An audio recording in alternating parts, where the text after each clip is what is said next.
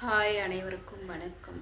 இன்றைக்கி என்ன வீடியோ அப்படின்னா, வண்டி இல்லாமல் ரொம்பவே கஷ்டமாக இருக்குது. என்னோடய வண்டி 2023 என்னோடய வண்டி வந்து டோட்டலாகவே எங்கள் அக்கா பசங்க கொண்டு போய் ஆக்சிடெண்ட் பண்ணிட்டு வந்துட்டாங்க.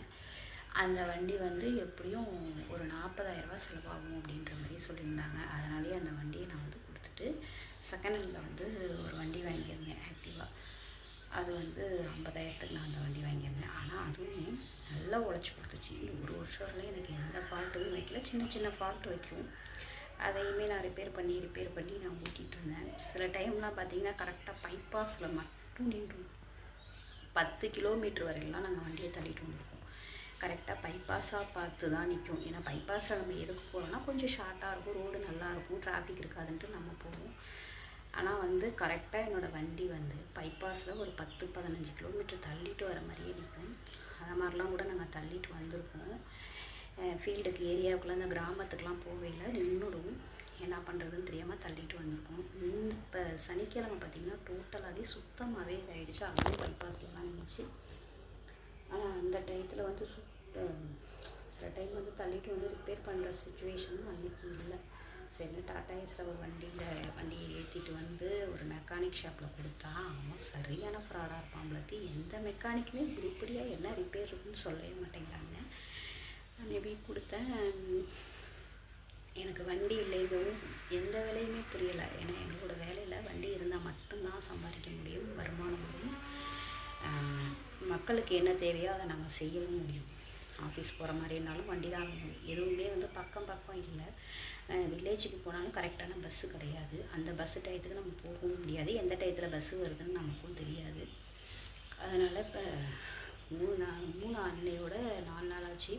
நேற்று அந்த மெக்கானிக் வந்து ரிப்பேர் பண்ணி வண்டி கரெக்டாக இருக்குது, நீங்கள் வந்து எடுத்துக்கங்கன்னு சொன்னால், நான் போய் கேட்டேன், லாங்கில் போகலாமான்னு கேட்டேன். போகலான்னு சொன்னான். சரிட்டு நேற்று போனால் பட்டுக்கோட்டை போயிட்டு திரும்ப வரையில் ஒரு 10 கிலோமீட்டர் முன்னாடி நின்றுச்சு.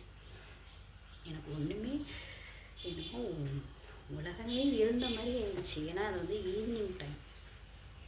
சரி, அப்புறமா ஒருத்தர் வந்து ஹெல்ப் பண்ணி வண்டியை பண்ணி கொண்டாந்து ஒர்க் ஷாப்பில் விட்டுருக்காரு. இப்போ அவங்க என்ன சொல்கிறாங்கன்னா, இன்ஜின் பிரித்து தான் வேலை பார்க்கணும், 10,000 ரூபா ஆகுன்ட்டாங்க.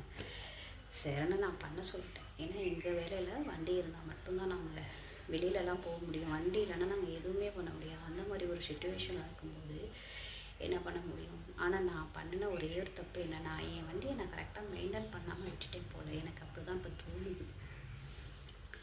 அதனால் வீட்டில் வேலைக்கு போகாமல் வெளியில் எங்கேயும் போகாமல் இருக்கிறதே எனக்கு என்னமோ பைத்தியம் பிடிச்ச மாதிரி இருக்குது. இந்த டயத்தில் தான் எங்கள் மக்கள் அங்கே வாங்க இங்கே வாங்கன்னு கூப்பிட்றாங்க. வண்டி இல்லாத டயத்தில் நான் என்ன பண்ண முடியும்? ஒன்றுமே பண்ண முடியாது. சில பேர்லாம் வந்து நீங்கள் பஸ்ஸில் வாங்க, நாங்கள் வந்து வண்டியில் வந்து அழைச்சிக்கிறோம் அப்படின்ற மாதிரிலாம் சொல்லுவாங்க. அந்த மாதிரி தான் போயிட்டுருக்கேன். ஏன்னா வேலைக்கு போகாமே இருக்க முடியாது. அதாவது இப்போ வந்து எந்த ஒரு பொண்ணுக்குமே வந்து ரொம்ப மனதைரியம் கொடுக்கறது வந்து வண்டின்னு ஒன்று கையில் இருக்கணும். வேலைக்கு போகிற பொண்ணுங்களுக்கு வண்டின்னு ஒன்று இருக்கணும். வண்டி இருந்தால் மட்டும்தான் அவங்க எல்லா வேலையுமே வந்து கம்ஃபர்டபுளாக பண்ண முடியுன்றது மட்டும் நல்லா தெரிஞ்சு போச்சு. மற்ற இப்போ ஒரு கம்பெனியில் நம்ம வேலை பார்க்குறோன்னா பஸ்ஸில் போயிடணும். அதுக்குமே நமக்கு வழி இல்லாமல் இருக்குது.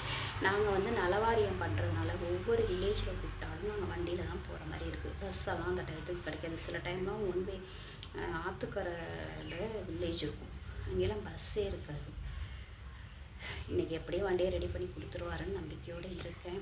இந்த மெக்கானிக்காவது கரெக்டாக பார்த்து கொடுத்துருவாருன்னு பார்ப்போம். கடவுள் கையில் இருக்குது. செலவானாலும் பரவாயில்ல, வண்டியை நல்லபடியாக பண்ணி கொடுங்கன்னு சொல்லியிருக்கேன். என்ன பண்ணுறாங்கன்னு தெரியலை, பார்க்கலாம். ஓகே ஃப்ரெண்ட்ஸ், வீடியோ பிடிச்சிருந்தா லைக் பண்ணுங்கள். அடுத்த வீடியோவில் பார்க்கலாம். பை.